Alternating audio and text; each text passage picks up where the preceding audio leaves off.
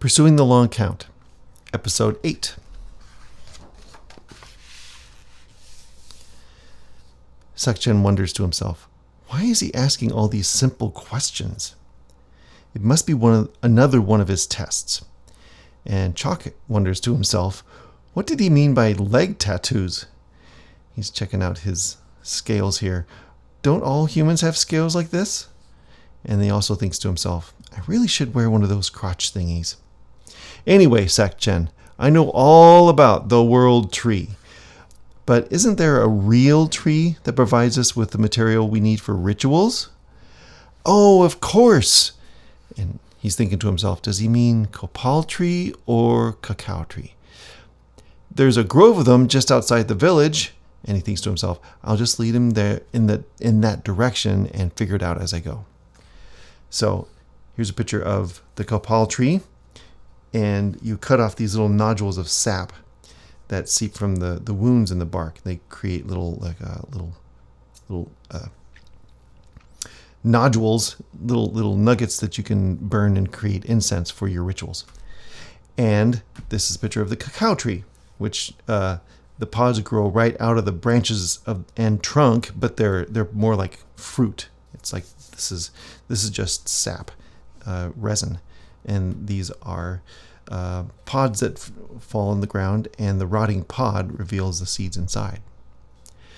Well, take me there. I need to make shotl, and it comes from that tree, right? But we are expected at the healing ceremony this morning. So nobody knew about this. I mean, he didn't know about this, obviously. This is my job, to do the healing? Yes. And we use this maize gruel in the ceremony? Yes, it's All right, fetch my clothes. Never mind the feet thingies, because he doesn't.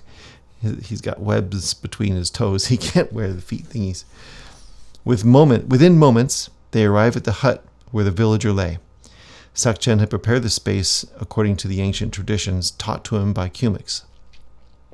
The acolyte continued to be vexed by his shaman's strange transformation and the probing questions.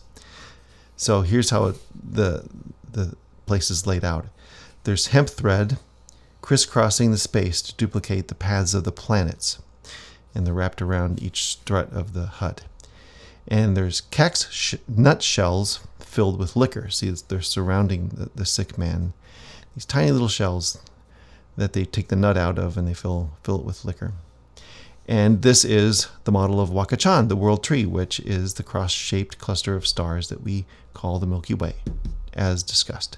So this is the matrix that draws energy to the ailing person, as discussed here. Amazing technology, Chalk discovers. He aligns the body with the Earth's energy field and then directs the underworld's energy to the spot that hurts. Ailing man, do this. He sticks his tongue out. And the guy goes, stick my tongue out? He says, hold still. And he goes over and touches his tongue to the sick man's tongue. I know a quicker way. And he goes, doop. And the sick man goes, oh, what the? And then he hops up and gets ready to go. Okay, Sakchen, let's go get some cacao pods. But wait, the ceremony. It's okay, look at him. And look, the guy's already getting up. I do feel better. So here they are in the forest. And you can't see them because they're deep in the forest, the dark forest. Which way? I think the nearest cacao tree is this way. Take me there and explain the procedure. But it's I've only seen parts of it. Then we will harvest the pods and learn together. Yes, it's And Sakchen wonders to himself, has he forgotten everything? Or is this even Kumix? So even now, Sakchen's a sharp little guy. He's figuring stuff out. So here's the tree. Here it is. So we pick these pods here. He's looking up at these. No, these aren't right. We must get the one that has fallen. Like this. It's down here. Yes, the bugs and rodents opened it for us. I see. The bugs clear away the pulp, so we just pick out these little nibs here. Oh, look, here's a friendly little... And then Sakchen's about to smash it. Watch out. That is Am the spider. And Chalk says, don't step on it. But it could have bit you. Wasn't it helping us? I suppose it was. All right, just show me how to use these nibs to make shotl. Sakchen asks, can't we just use the nibs we have back at the hut? They're already roasted.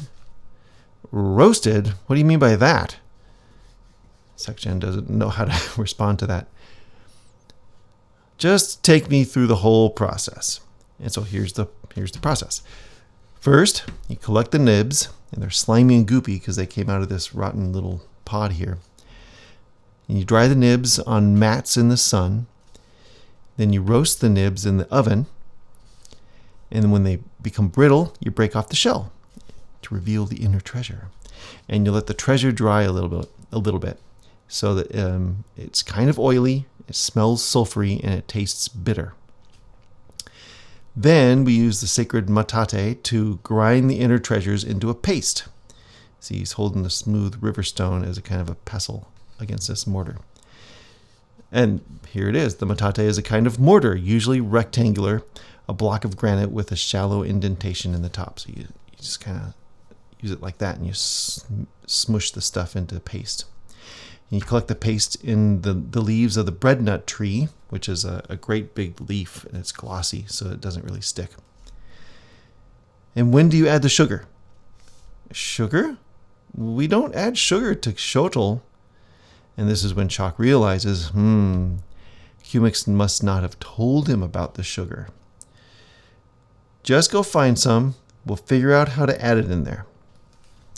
So, Chalk he's navigating his way around the world. He's going to figure out how to make this shotl. And before we go any further, I'm going to leave it here. So the next episode will be in a week. Hope you return to join us.